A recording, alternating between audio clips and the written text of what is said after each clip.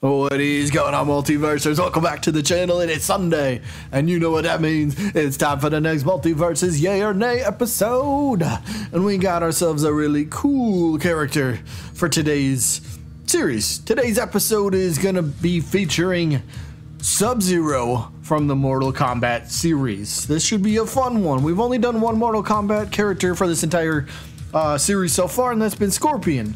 Well, let's see how Sub-Zero stacks up, shall we? Another fan favorite of the Mortal Kombat franchise. So, as always, yay or nay episode. If you've never seen it before, down in the comments, you either say, you just type yay, as in you want to see this character playable in Multiversus, or nay, you don't want to see him playable. And then throughout the video, we'll go over some moveset ideas, some alternate costume ideas, some taunt ideas. So just kind of a little video that's kind of, it could possibly represent what the character might look like in Multiversus. So let's begin with the moveset. Up first, move number one.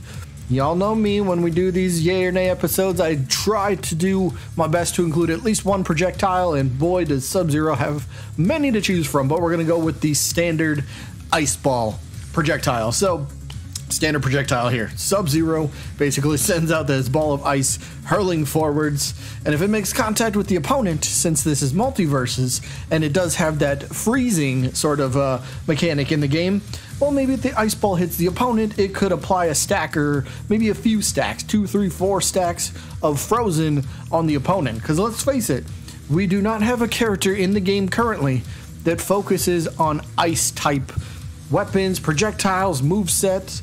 Sure, we got Sub-Zero, Superman with his ice breath, and we got Velma with her, is that her up special where she drops the vial or whatever, but nobody really focuses on ice type moves. So I think Sub-Zero has like a lot of wiggle room here to really take over that sort of category, right? So this could be really fun, but again, ice ball, projectile, be a pretty simple one to use, and plus it's kind of standard in this case, right?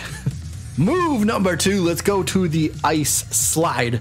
Now I envision this one probably being like a grounded and maybe even an air side attack. So basically the ice slide, Sub-Zero will use this kind of like slides or flies across. If he does this in the air, he'll kind of fly across, but he kind of makes this ice path as he slides across. So it's a good vertical movement, so it can help with recovery, and plus if the opponent gets in the way, well then he's gonna, you know, kind of crash into the opponent, causing damage as well. So obviously being a move that you can deal some damage with, close the gap on your opponents, you know, closing the distance between you and them. So it's dare I say, it's kind of a cool multi-useful sort of attack here. So damage, helping with recovery, and even closing the gap on your opponent or the distance if they're trying to run around.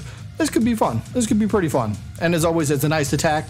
If you hit the opponent with it, maybe it applies a stack of freeze, maybe. And move number three, this one, the Arctic Trap. I like this one a lot. Here's why. This move will have, I think, should have a decent amount of startup lag to start off, but once the attack itself does come out and the opponent gets hit by this, they will become fully frozen. And again, remember, this does, I believe this should have a decent amount of startup lag, so you can't just go, you know, you can't just keep popping the move off and hoping to freeze your opponent like at an instant. No. You gotta work your way up to it a little bit. So the attack comes off, if the opponent is right there, they become fully frozen for a brief moment. This allows Sub-Zero to stay on the offensive and figure out the best way to kind of continue his momentum, continue taking advantage of the opponent being in a, we'll say, weakened state. So yeah, Sub-Zero Arctic Trap, I think this would be pretty fun. And just imagine you knock your opponent off stage, and then you use this attack near the ledge, and your opponent's like, all right, I got to get back to the ledge, and now you pop this move, and they're like, oh crap, now I got to deal with this at the ledge. Either I have to take the long way around the ledge where they're guarding, or I'm going to be frozen and get taken advantage of. So it's kind of a mind game in a way in itself as well. So it's a pretty cool move, but there's move number three. Move number four, one of my, if not my favorite thing Sub-Zero can do, the Ice Clone.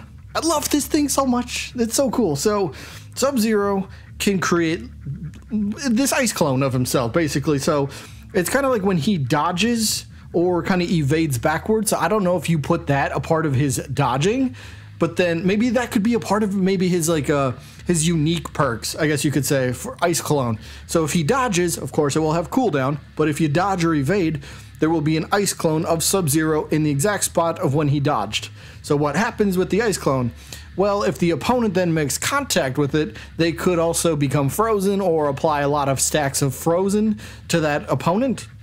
So this attack will have, again, decent cooldown or this unique perk, whichever one might seem to fit better. Maybe this does fit better as a unique perk, but either way, the Ice Clone, the opponent makes contact with it, they can become frozen or have a few stacks of freezing applied to them. So, and then obviously it should have a cooldown because it will help prevent the spamming of Ice Clones everywhere, because otherwise, if you could just place Ice Clones everywhere, then your opponent's going to have to kind of weave in and out through them, and if they're trying to be offensive, well then they're going to hit one of them and become frozen, and it's not fair.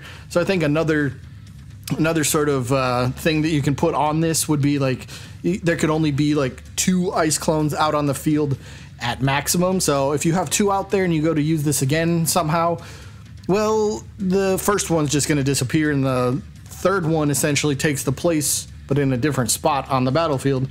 You get what I'm saying? I think that made sense. I hope that made sense at least, but either way, the Ice Clone would be perfect. I would love this, especially as a unique perk, now the more that I think of it. Now on to the alternate costumes for the video. There's so many to choose from. There's so many. I'm a Sub-Zero fan. I'm an ice kind of guy. Something about ice and freezing is kind of a cool thing. No pun intended, but it's kind of a cool thing to me. So yeah, when first played Mortal Kombat, Sub-Zero was definitely a character I was like, oh, that one looks really awesome. I want to play as him. So over the years, he's had many alternate costumes, so there's many to choose from, but here's just a few ideas. First up, Cyber Sub-Zero.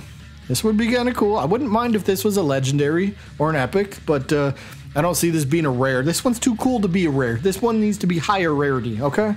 But Cyber Sub-Zero would be so awesome. So cool, so cool. Another idea for an alternate costume?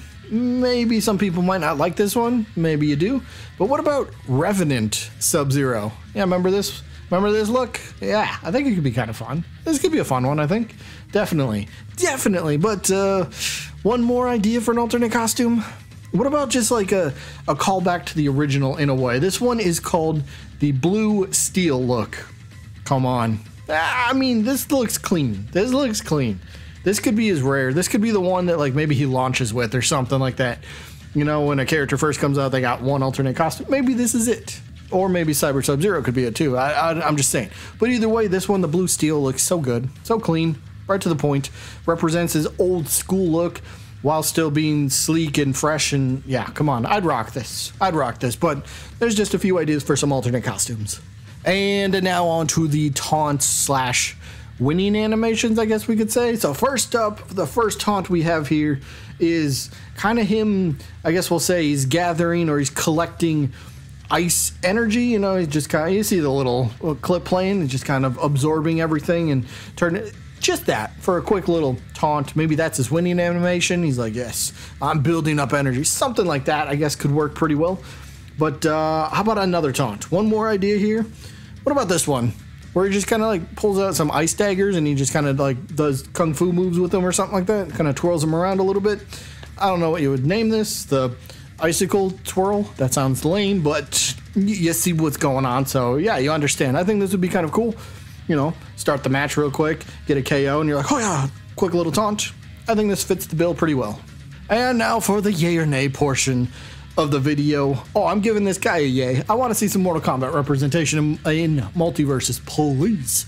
Please. Whether it's Scorpion, Sub-Zero, Shao Kahn, Aaron Black, I love Aaron Black, would be cool.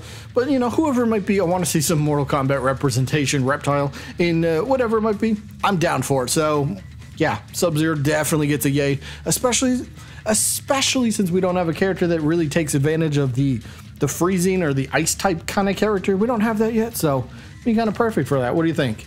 I guess that's the only question left. What do you think? Down in the comments, yay or nay. You want to see Sub-Zero as a playable character? Let me know. That is going to be it for this one. We will be back next Sunday with the next yay or nay episode.